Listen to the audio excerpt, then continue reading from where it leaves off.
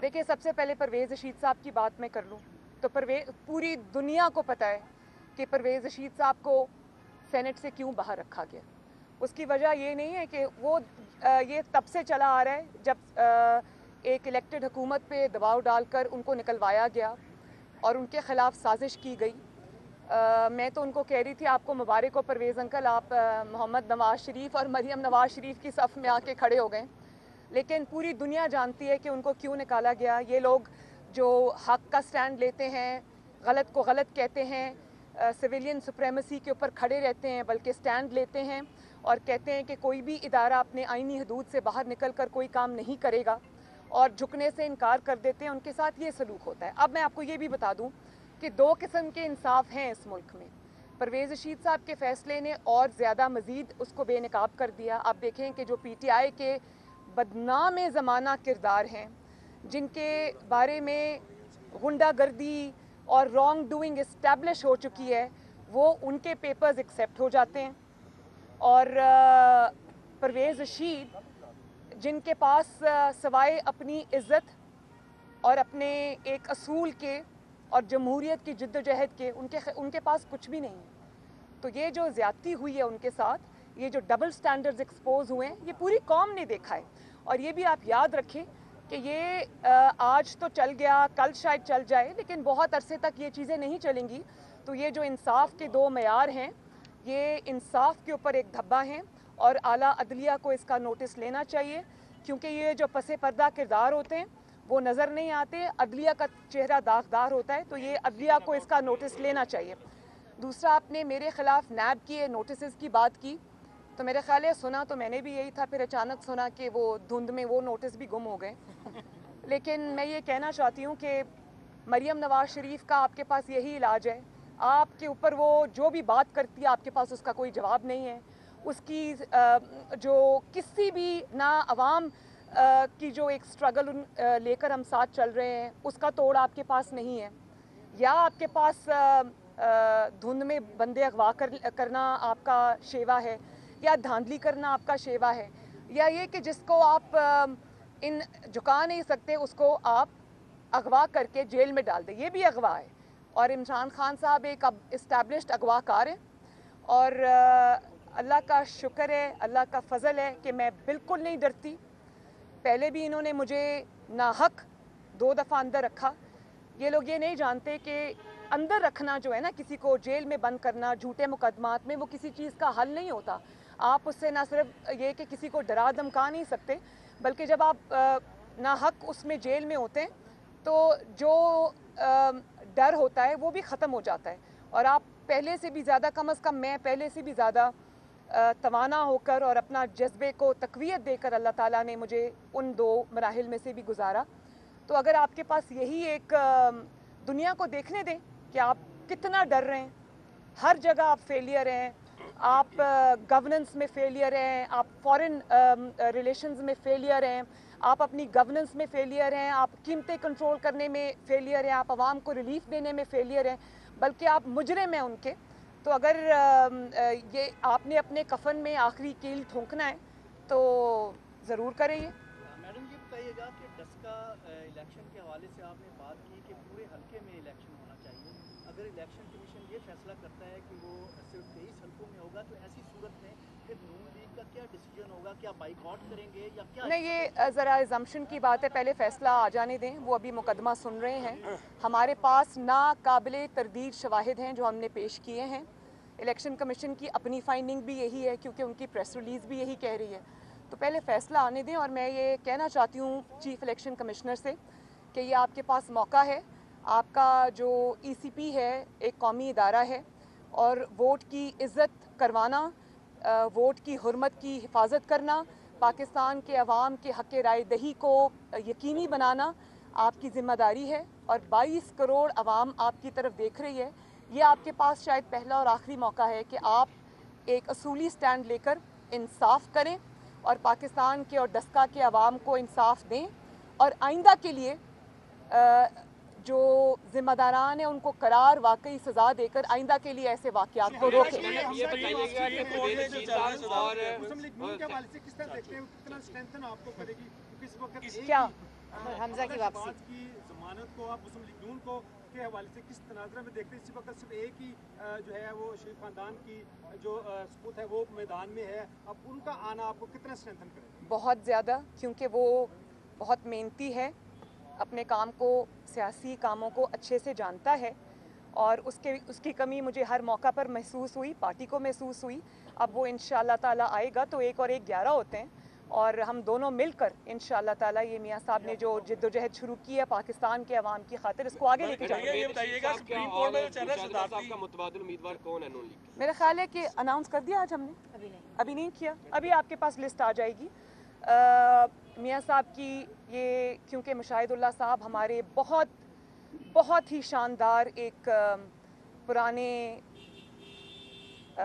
Civilian supremacy पे खड़े होने वाले, जमहूरियत के अलमबरदार थे, पार्टी के वफादार थे। मियाँ साहब के एक बहुत बाएतमाद साथी थे, एक बहुत जमहूरियत की बहुत तवाना आवाज़ थे। उनकी कुर्बानियाँ हैं।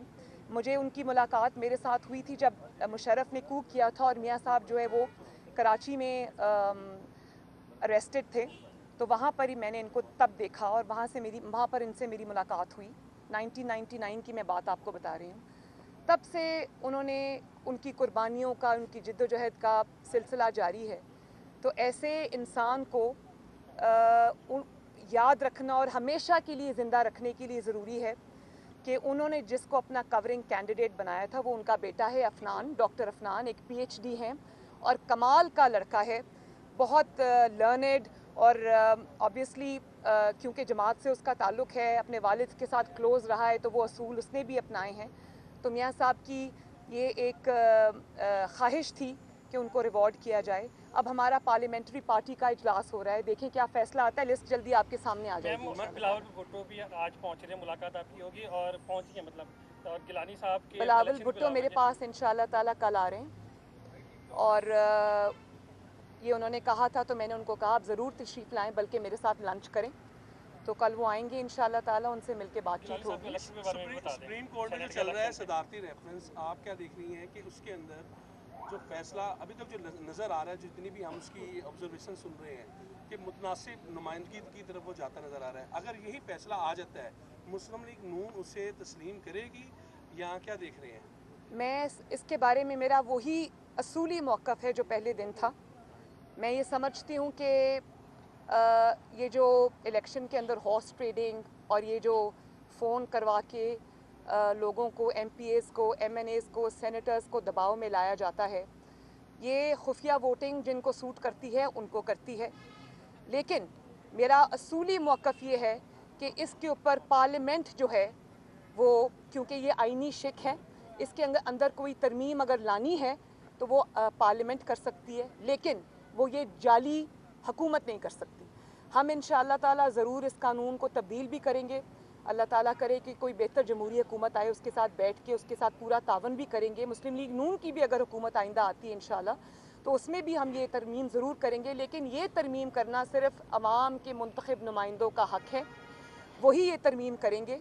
ये इख्तियार सुप्रीम कोर्ट के पास नहीं है और मैं सुप्रीम कोर्ट को पहले भी ये रिक्वेस्ट कर चुकी हूँ कि ये एक सियासी मसला है, आप इसमें पार्टी ना बने। और ये लोग तो चाहते हैं कि पहले हमें फ़ोन करवाए गए कि प्लीज़ बैठ के इमरान खान के साथ पार्लियामेंट से इस पे लेजिस्लेशन करें। हमने इनकार कर दिया, हमने कहा कि हम इमरान खान को कोई रिलीफ नहीं देंगे। तो फिर वो ऑर्डिनेंस लाने की कोशिश करते रहे, फिर सुप्रीम कोर्ट चले गए। तो मैं सुप्रीम कोर्ट को आज भी ये रिक्वेस्ट करना चाहती हूँ कि वो इसमें पार्टी ना बने, क्योंकि ये परसेप्शन उसका यही आएगा कि इमरान खान की डूबती हुई कश्ती को बचाने के लिए, तहरीक इंसाफ की डूबती हुई कश्ती को बचाने के लिए, जब इमरान खान की हुकूमत कमज़ोर हो चुकी है, जब हर तरफ से उसको नाकामी और रुसवाई का सामना करना पड़ रहा है, जब वो ग्राउंड से, बैटल फील्ड से रिट्रीट कर रहा है और हर जगह वो फेलियर है और उसके अरकान भाग रहे हैं, उसके MNAs भाग रहे हैं, उसके MPAs भाग रहे हैं और एक बगावत सी हो चुकी है उनके रैंक्स के अंदर। तो ऐसे में अगर सुप्रीम कोर्ट इमरान खान साहब को कोई रिलीफ देता है तो पाकिस्तान की आवाम उसको एक बायस्ड फ़ैसला समझेगी। मैं दोबारा से कह दूं कि ये 2 साल 3 साल पहले जब इनका सेनेट के चेयरमैन का इलेक्शन हुआ था तो इमरान खान को तब शो ऑफ हैंड्स नहीं याद आया, तब उनको ओपन बैलेट याद नहीं आया, तब उनको ट्रांसपेरेंसी याद नहीं आई, तब उनको ये याद नहीं आया कि हॉर्स ट्रेडिंग होती है, तब उनको ये नहीं याद आया कि ख़रीदे जाते हैं और फ़रोख्त किए जाते हैं अराकीन। और ये भी लोगों को बताएं कि ना सिर्फ आपने अराकीन को उस वक्त ख़रीदो फ़रोख्त की, बल्कि आपने एजेंसीज़ को इस्तेमाल किया, उनसे फ़ोन करवाए और दबाव डलवा कर फाइलें खुलवा कर अपोजिशन के अरकान की आपने उनको ख़रीदा। उसको भी ख़रीदना कहते हैं। तो आज अचानक आपको जब आपके पैरों के नीचे से ज़मीन हिल रही है, खिसक रही है, तो आज आपको याद आ गया कि शो ऑफ हैंड्स होना चाहिए। आप किसको बेवकूफ़ बना रहे हैं? अगर आप करेंगे, आप सुप्रीम कोर्ट से फ़ैसला लेंगे, सुप्रीम कोर्ट को इस गंदे सियासी खेल में घसीटेंगे, तो हम आपको एक्सपोज करेंगे। और ये काम आप बिल्कुल सर झुकाकर, जिस तरह पोलिंग स्टेशन के अचानक वो 20 प्रिजाइडिंग ऑफिसर्स मुंह लटकाकर और सर झुकाकर बगैर नज़रें मिलाए हुए आरओ ऑफिस में अचानक सुबह वारिद होकर चले जाते हैं, ऐसे हम आपको आंखें बचा के नज़रें चुरा के गुजरने नहीं देंगे, हम आपको पूरा एक्सपोज करेंगे। डस्का के इलेक्शन में एस्टैब्लिशमेंट है, डस्का के इलेक्शन में और सेनेट के इलेक्शन में गैर जानिबदार है एस्टैब्लिशमेंट स्पेसिफिकली। मैं ये समझती हूँ कि अगर वो इस्टेब्लिशमेंट गैर जानिबदार नहीं है तो उनको गैर जानिबदार होना चाहिए। और इलेक्शंस लड़ना, पॉलिटिकल जो मैदान है, पॉलिटिकल जोड़ तोड़ है, सियासी हिकमत अमली है, उसमें न सिर्फ ये कि दखल अंदाजी करना, बल्कि एक पार्टी को सपोर्ट करना, एक नाकाम खान को, वोट चोर को सपोर्ट करना जो खुलकर अवाम के सामने आ चुका है, जिसने अवाम की ज़िंदगी अजीरन कर दी है, एक ऐसी हुकूमत को दवाम देने की कोशिश करना, उसके पीछे खड़ा होना, उसके लिए कोई एफ़र्ट्स करना। अगर वो ये कर रहे हैं तो उनको नहीं करना चाहिए, क्योंकि ये अवाम के सामने आके खड़े होने वाली बात है जो कि किसी भी तरह अदारे के लिए अच्छी नहीं है। जी जी जी जी बिल्कुल, जनरल काउंसिल का इजलास है। आपके जो अरकान हैं वो इंटैक्ट हैं या कोई ऐसा कुछ फियर आप? नहीं, माशाल्लाह, जिनके इंटैक्ट नहीं है, मुसीबत उनको पड़ी हुई है। और मैं आपको एक दफ़ा फिर से ये बता दूं कि जब अवाम, स्पेशली पीटीआई, जो भानुमती का कुंभा जोड़ा गया था ना इधर उधर से लोग उठा के, उनकी ज़ाहिर है उनके पीछे जो ताकतें थीं, उन्होंने ये पीटीआई उनको इसी तरह बनवाई, तो उनकी पीटीआई से कोई हमदर्दी नहीं है। जब उनको ये नज़र आ रहा है कि इतनी धांधली के बावजूद अगर मुस्लिम लीग नून माशाल्लाह जीत गई है तो पीटीआई का कोई फ्यूचर नहीं है। और मैं दोबारा कहती हूँ कि नौशहरा में हमने माशाल्लाह इनको घर में घुस के मारा है। अगर नौशहरा से पीएमएलएन जब कभी नहीं जीती, नौशहरा से जीत सकती है। अब आप बेशक अपनी शर्मिंदगी और खिफत मिटाने के लिए कहें कि जी वहाँ हमारी पार्टी की आपस की लड़ाइयाँ थीं, वहाँ ये था, वहाँ वो था, वहाँ ऐसा नहीं था। वहाँ अवाम ने एक ओवरवेलमिंग मेजॉरिटी के साथ मुस्लिम लीग नून को वोट दिया है। अब आप अपनी जैसे मर्जी अपनी शर्मिंदगी खिफत छुपाएं, उससे असल बात नहीं छुपती। और दूसरी बात ये कि मैं आखिर में ये भी कह देना चाहती हूँ कि जो लोग ये कह रहे हैं ना कि ये लोकल सतह की धांधली हुई थी, इसमें लोकल पीटीआई इन्वॉल्व है, इसमें लोकल एडमिनिस्ट्रेशन इन्वॉल्व है, तो ऐसा हरगिज़ नहीं हुआ था। इसमें एजेंसीज़ इन्वॉल्व थी जो इमरान खान वोट चोर के नीचे आती हैं, और वो हाईएस्ट ऑफिस से, जिस पे इमरान खान कब्ज़ा करके बैठा हुआ है, जिसको प्राइम मिनिस्टर का ऑफिस कहते हैं, वहाँ से ऑर्डर्स और इंस्ट्रक्शंस के बगैर एक सुई भी नहीं हिल सकती। तो मैं ये अच्छी तरह जानती हूँ कि वो नाम मेरे पास आ चुके हैं। मैं सिर्फ ये इंतज़ार कर रही हूँ कि ईसीपी के पास क्या क्या सबूत हैं वो सामने आएँ, और मैं ये इंतज़ार कर रही हूँ कि ये ख़ुद सच बता दें और मज़ीद शर्मिंदगी से बच जाएं, वरना वो हक़ाइक़ मुझे आवाम के सामने लाना पड़ेंगे कि किस तरह वो 20 में से चंद प्रिजाइडिंग ऑफिसर्स को पूरी रात गाड़ियों में घुमाया गया और उनसे नताइज तब्दील कराए गए, और किस तरह बाकी को एक डेरे पर ले जाकर वहाँ पीटीआई का कौन कौन सा रुकन मौजूद था, वहाँ किस किस एजेंसी का कौन सा रुकन मौजूद था, मैं अच्छी से जानती हूँ। तो वो अगर ये चीज़ें एक्सपोज न की तो ये मैं कर दूंगी इमरान बस आखिरी सवाल प्लीज। इमरान खान कब घर में इसका इलाज मुमकिन नहीं है, सर तो सवाल करें। यहाँ पे क्यों नहीं हो सकता? ये टॉपिक ऑफ डिस्कशन नहीं है, इलाज हो सकता है या नहीं हो सकता, मैं बाहर नहीं जा रही। शुक्रिया। इमरान खान घर कब जा रहे हैं? अगली डेडलाइन बता दें मैडम। सेनेट इलेक्शन है 26 लॉन्ग मार्च देखो मेरी बात सुनो, मुझे तो मैं तो तारीखें नहीं दे सकती, लेकिन मैं ये ज़रूर जानती हूँ कि उनकी जो हरकतें हैं ना, उनका जो घबराना है, उनके जो हवास बाख्तापन का सबूत है। देखो इतने नाअहल और इतने नालायक हैं और इतने घबराए हुए हैं कि धांधली भी सही तरीके से नहीं कर सके, उसमें भी सबूत नहीं, सबूतों का एक अंबार छोड़ गए हैं। तो ये जो इनकी घबराहट है, जो इनकी हरकत और सकनात हैं, जिस तरह इनके सांस हाथ पाँव फूले हुए हैं, उससे तो मुझे ये नज़र आ रहा है कि हमसे पहले उनको पता है कि वो कब जा रहे हैं। शुक्रिया।